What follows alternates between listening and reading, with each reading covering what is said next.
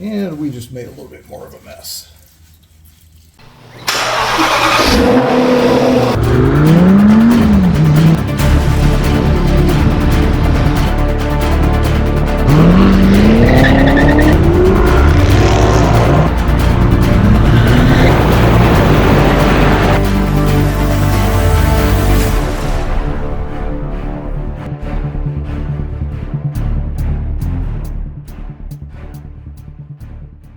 Welcome to the Full Octane Garage. Today we're going to show you how to change your oil in your C7 Corvette Grand Sport or Z51. You're going to need a couple of things. Not a whole lot of tools are required. I would suggest starting out with some rubber gloves, some paper towels. We'll get a little messy. You're going to need 9.5 quarts of OW40. We're using Mobile One. Also, we're using an extended performance Mobile One filter, which is a M1113A, and that is for the Grand Sport. Now, what we also got is a tool to remove and torque the oil filter.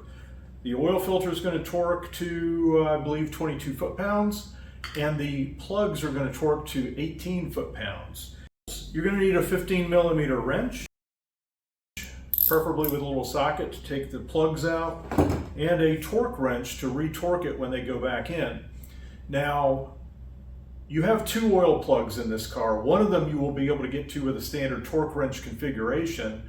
The second one you will not. It would be easier if you had a crow's foot that you could torque with. Unfortunately, I don't, so I am going to do it by feel.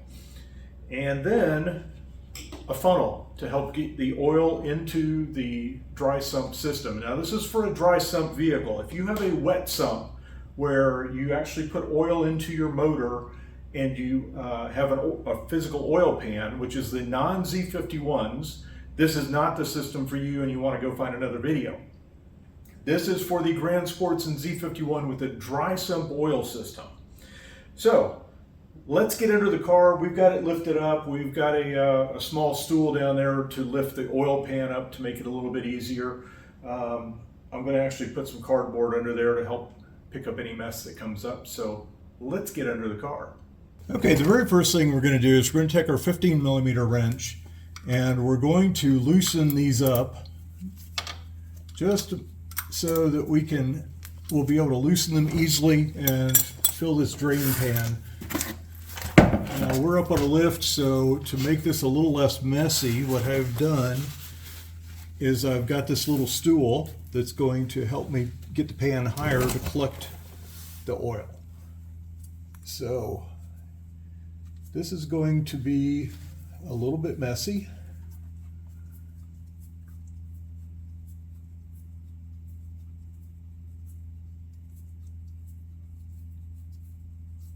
I want to try not to drop this plug in the oil because it will be a mess to get it out.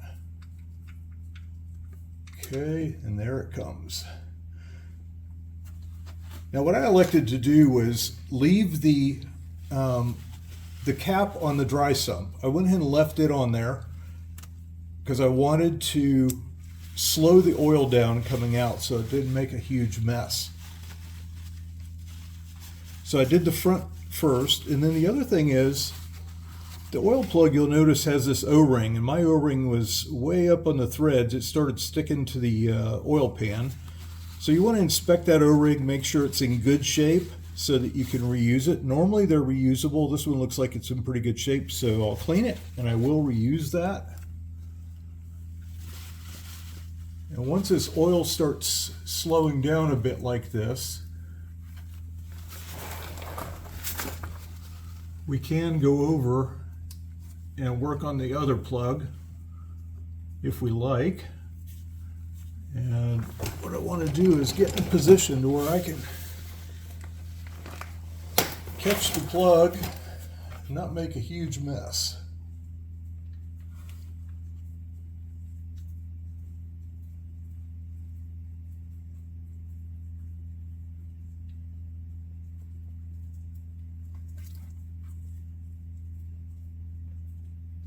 And it is loose and just about out. There we go. So I did pretty good about not making a huge mess.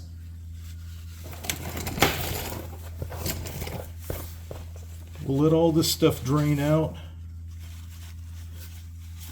Now for the oil filter, we're going to have plenty of paper towels. This is going to get messy. First, we're going to put a wrench up here, and we're going to loosen the oil filter.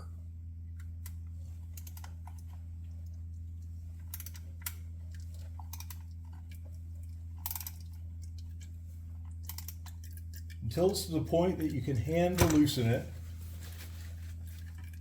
And we're going to keep this under the pan. As we loosen it, you're going to see some oil start coming down probably. We have not yet.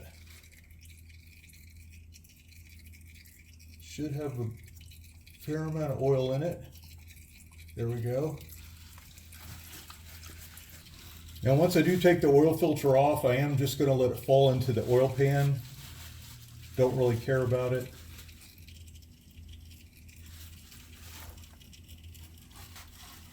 Use a paper towel because it does get really slippery.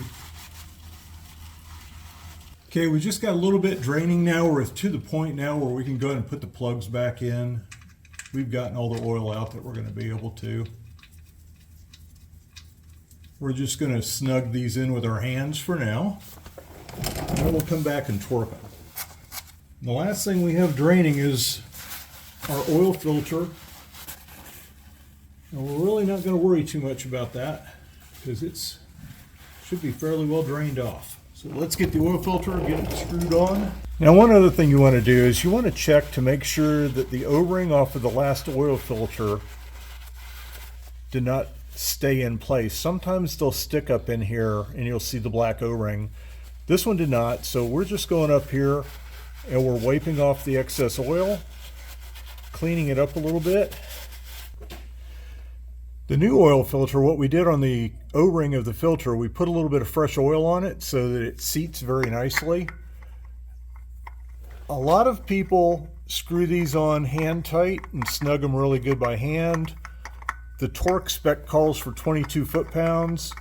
I'm still a firm believer in just doing them by hand, making sure that they're snug.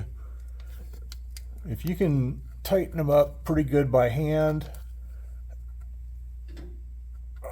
there's a good chance those things aren't going to leak and you won't have anything to worry about. So that's all set. So now what we're going to do is we're going to torque both of these bolts to 18 foot-pounds.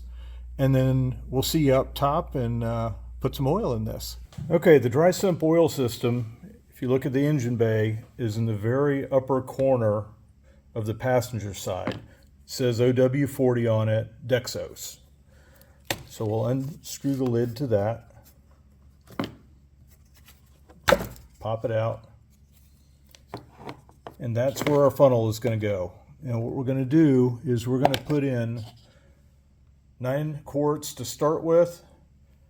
Some people say go ahead and do 9.5. I'm going to do 9, and then what we're going to do is do the oil check process and add another half a quart.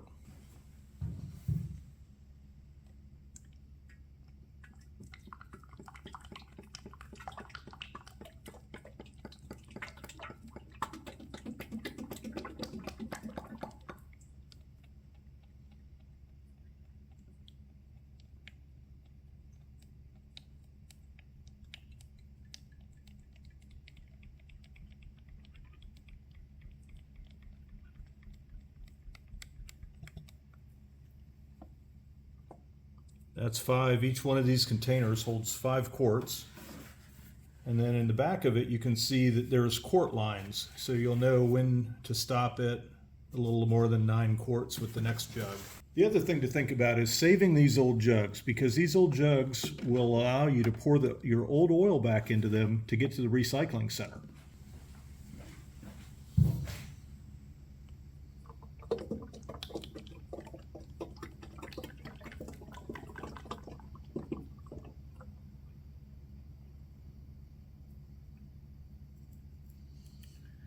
Now with these cars, the majority of the oil stays in the sump. There is a small amount that actually stays in the engine, and that's why it's important to run the engine and follow the engine oil check process. You notice we got about 2 quarts showing here.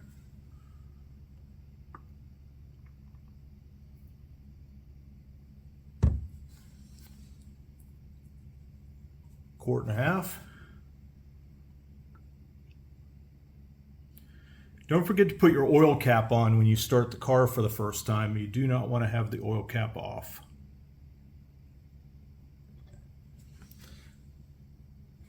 Okay, so we've got a little less than a quart left, so that puts about 9 quarts in the engine. We'll go ahead and take the filler out. We'll button this thing up and give it a fire up. Look for leaks. You want to look for any leaks that are in the system. Make sure nothing below is leaking that you just put together. And then I believe the process is to let it sit for 15 minutes after it warms up, and then go back and check the oil to make sure that you actually have the proper level. We're probably going to be a little short. We'll have to put a little bit of extra in. But that's pretty much, that's as simple as it gets. It took us about 20 minutes to do all of this. So if you like our videos, don't forget to like and subscribe, and come back and see us often.